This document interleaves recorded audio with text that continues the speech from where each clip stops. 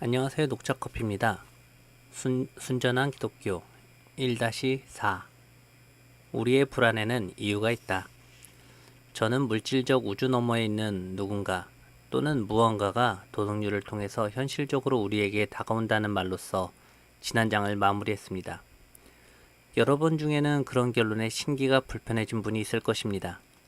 더 나아가 제가 지금 속임수를 쓰고 있다고 생각할 수도 있습니다. 또는 제가 새로운 이야기를 하지 않는 한 더 이상 들을 마음이 없다고 생각하는 분도 있을 것입니다. 종교에 대해서라면 이미 세상의 검증이 끝난 만큼 시계를 거꾸로 돌릴 생각이 없다면서 말이죠. 저는 이런 식으로 생각하는 분에게 다음과 같은 세 가지 이야기를 하고 싶습니다. 첫째로, 시계를 거꾸로 돌린다는 점에 대해 말해봅시다. 만일 제가 시계를 거꾸로 돌릴 수 있다고 한다면 시계가 잘못 가고 있을 때에는 오히려 거꾸로 돌리는 편이 더 현명한 일이라고 한다면 농담으로 듣겠습니까? 아니, 시계 이야기는 그만두기로 합시다. 우리 모두 진보를 원합니다. 그러나 진보한다는 것은 우리가 가고자 하는 그곳에 점점 더 가까이 간다는 뜻입니다. 방향을 잘못 잡으면 아무리 앞으로 나아가도 원하는 곳으로 다가갈 수 없습니다. 잘못된 길로 접어들었을 때에는 그 자리에서 돌이켜 올바른 길로 되돌아가는 것이 진보입니다. 그러니까 그 경우에는 가장 먼저 돌아가는 사람이 가장 진보한 사람이 되는 셈이죠. 이 점은 산수의 경우를 생각하면 더 잘 이해할 수 있습니다. 잘못된 방식으로 계산을 시작했다면 빨리 그것을 인정하고 처음부터 계산을 다시 해야 더 신속한 답을 얻을 수 있는 법입니다. 고집을 부리고 실수를 인정하지 않으면 진보는 있을 수 없습니다. 여러분도 지금 세상의 상태를 보면 인정하시겠지만 인류는 명백히 큰 잘못을 저지르고 있습니다. 우리는 잘못된 길을 가고 있습니다. 그렇다면 되돌아가야 합니다. 그것이 가장 빠른 길입니다. 둘째, 저는 아직 본격적인 종교 선전을 시작조차 못했습니다. 우리는 기독교라는 특정 종교의 하나님은 고사하고 현실 종교가 믿는 하나님조차 아직 다루지 못했습니다. 도덕률 배후에 누군가 또는 무언가가 존재한다면 때까지만 이야기를 했을 뿐입니다. 우리는 성경이나 교회의 도움 없이 우리 자신의 힘으로 이 누군가에 대해 알아보고 있는 중입니다. 제가 분명히 말하고 싶은 점은 이렇게 할 때 우리는 충격적인 사실을 발견하게 된다는 것입니다.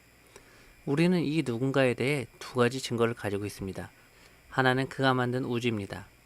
만일 우리가 우주를 유일한 단서로 사용한다면 그는 위대한 예술가이지만 인간의 친구는 될 수 없는 무자비한 존재라는 결론이 나옵니다.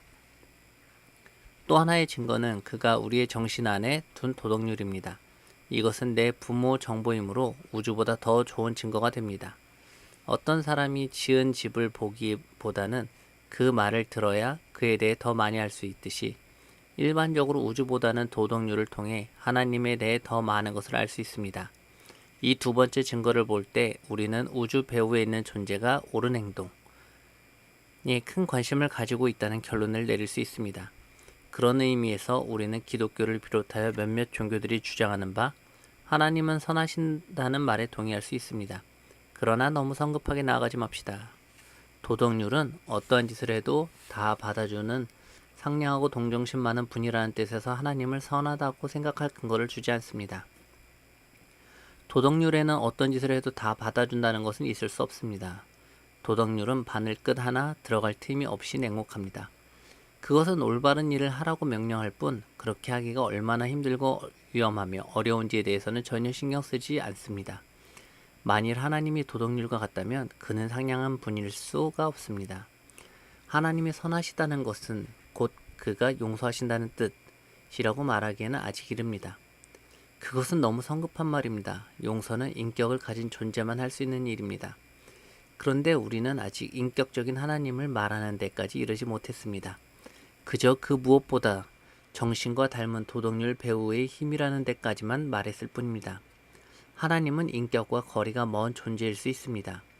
만약 하나님이 순전히 비인격적인 정신이라면 그 정신에게 용서해달라거나 벌을 면하게 해달라고 비는 것은 허튼 짓이 될 것입니다. 계산이 틀렸을 때 구구단에 벌을 면하게 해달라고 비는 것이 허튼 짓인 것처럼 말이죠. 계산이 틀리면 답도 틀릴 수밖에 없습니다. 하나님이 이런 분, 이라면 결코 좋아할 수 없으며 따라서 전혀 개의치 않겠다고 말한다 해서 피할 길이 생기는 것은 아닙니다. 문제는 여러분이 마음 한편으로 절대선의 편을 들고 있으며 인간의 탐욕과 거짓과 착취를 인정하지 않는 그 절대선에게 내심 동의하고 있는 데 있기 때문입니다. 그가 여러분의 경우만큼 예외로 삼아 한 번만 벌을 면해 주기를 바랄 수도 있습니다. 그러나 그런 경우에도 여러분 마음 깊은 곳에서는 세상의 배후에 있는 그 힘이 이런 행동을 정말 예의 없이 미워하지 않는다면 결코 선한 존재일 수 없다는 사실을 알고 있습니다. 만약 절대선이라는 것이 존재한다면 우리의 행동 대부분이 미워하리라는 사실 또한 잘 알고 있죠. 이것이 우리가 빠져있는 끔찍한 공경입니다. 절대선이 우주를 다스리지 않는다면 어떤 노력을 해도 우리에게는 소망이 없습니다. 반면에 절대선이 우주를 다스린다면 우리는 매일 그 선의 원수가 되는 셈이고 다음 날이라고 해서 사정이 나아질 기미 또한 전혀 없으므로 이 경우에도 역시 우리에게는 소망이 없습니다. 우리는 그 선 없이도 살 수 없고 그 선과 더불어도 살 수 없습니다. 하나님은 유일한 위안인 동시에 최고의 공포입니다. 우리에게 가장 필요한 존재인 동시에 가장 피하고 싶은 존재인 것입니다. 그는 우리의 유일한 동맹자가 될 수 있는 존재이지만 우리는 스스로 그의 원수가 되어버렸습니다. 절대선의 시선과 마주치면 재미있을 것이라고 말하는 사람들이 간혹 있습니다. 그들은 재고할 필요가 있습니다. 그들은 종교를 가지고 장난을 치고 있습니다. 선은 우리가 반응하는 방식에 따라 가장 큰 안전책이 될 수도 있지만 가장 큰 위험이 될 수도 있습니다. 그런데 지금까지 우리는 그 선에 잘못된 방식으로 반응해왔습니다. 저의 세 번째 요지는 이것입니다. 제가 이렇게 우회적인 방식으로 진짜 주제에 접근하고자 하는 것은 여러분을 속이기 위해서가 아닙니다. 저에게는 다른 이유가 있었습니다. 즉 지금까지 서술해온 이런 사실들을 먼저 이해하기 전에는 기독교가 의미를 가질 수 없기 때문에 이런 방법을 선택했던 것입니다. 기독교는 사람들에게 회개를 촉구하며 용서를 약속합니다.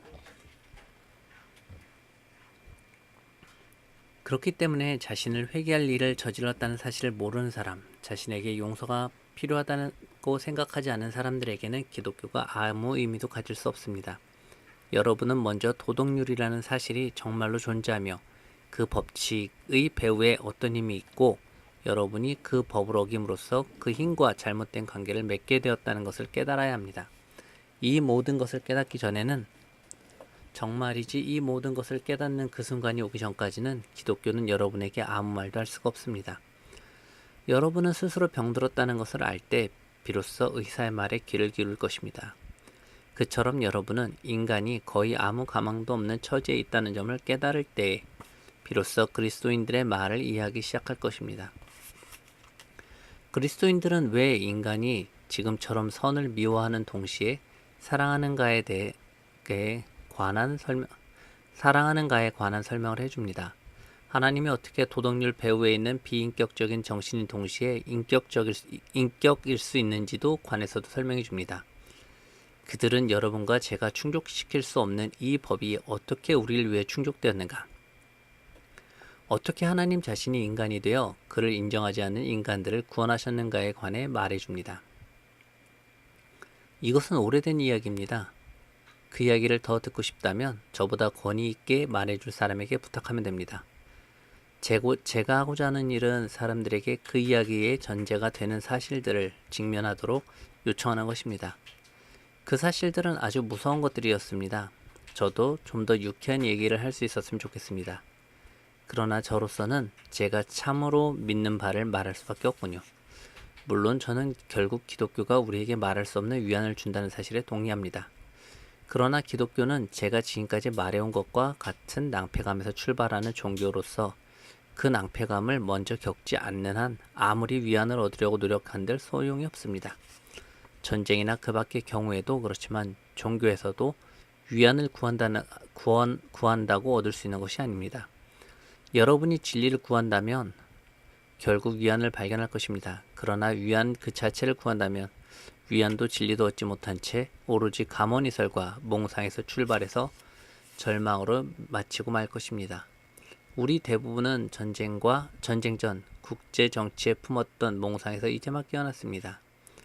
지금은 종교에 대해서도 그렇게 해야 할 때입니다.